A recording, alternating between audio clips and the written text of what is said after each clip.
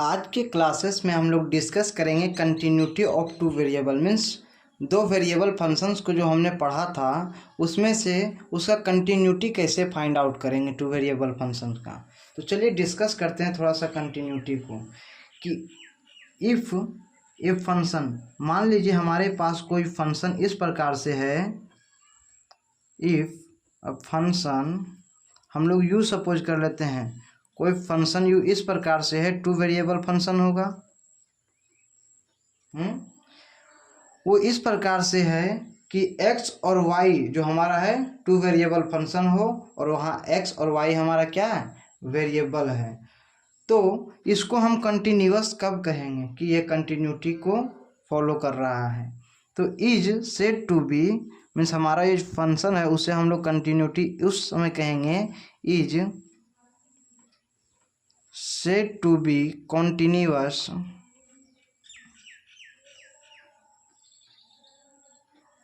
if,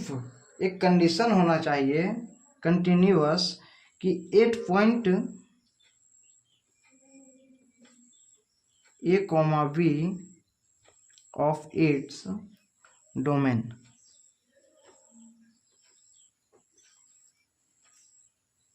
कोई function यू हमारा कंटिन्यूअस तब होगा जब उस फंक्शन को किसी पॉइंट पे, यही पॉइंट को हम लोग क्या कहते हैं, डोमेन कहते हैं, कि जहाँ से जहाँ तक के लिए रेंज के हमें पुट करके वैल्यू को फाइंड आउट करना है, देखना है, उसी को हम लोग डोमेन कहते हैं। इफ़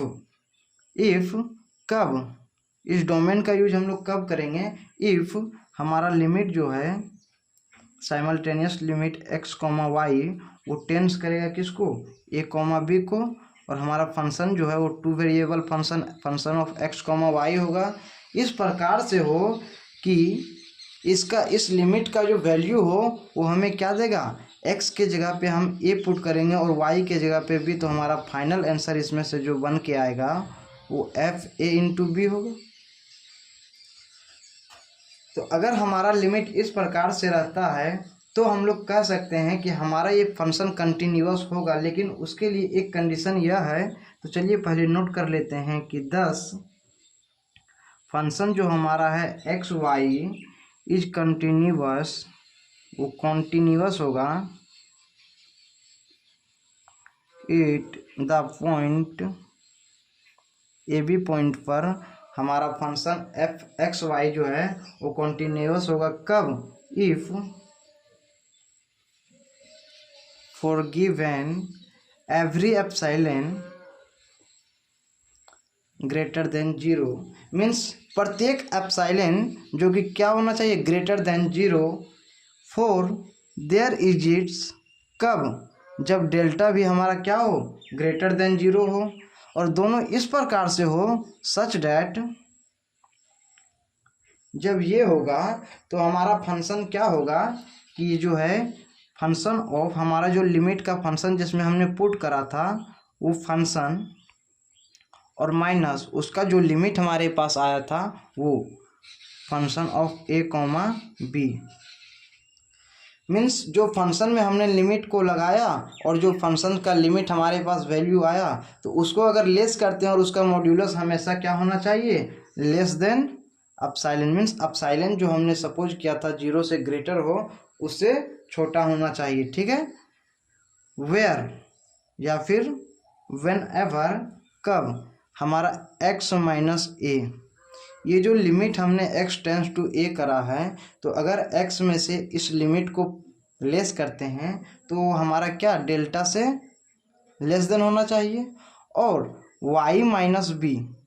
भी हमारा क्या होना चाहिए, डेल्टा से लेस देन होना चाहिए। अगर ये कंडीशन होगा तो हमारा ये फंक्शन ऐसा होगा, तब हम कह सकते हैं कि हमारा जो फंक्शन है वो कॉन्टिन्यूअस होगा। तो अब देखिए कि इसलिए हम लोग यह लिखेंगे कि हमारा फंक्शन कॉन्टिन्यूअस है, लेकिन किस लिए, हमने कौन सा फंक्शंस को देखा, ये फंक्शन साइमल्टेनियस लिमिट, कि जब भी हमारा फंक्शन साइमल्टेनियस लिमिट होगा तो हमारा फंक्शन कॉन्टिन्यूअस होगा। इसीलिए the function F of X comma Y is continuous at a point A B if, कब, जब साइमल्टेनियस लिमिट एग्जिस्ट करेगा, साइमल्टेनियस लिमिट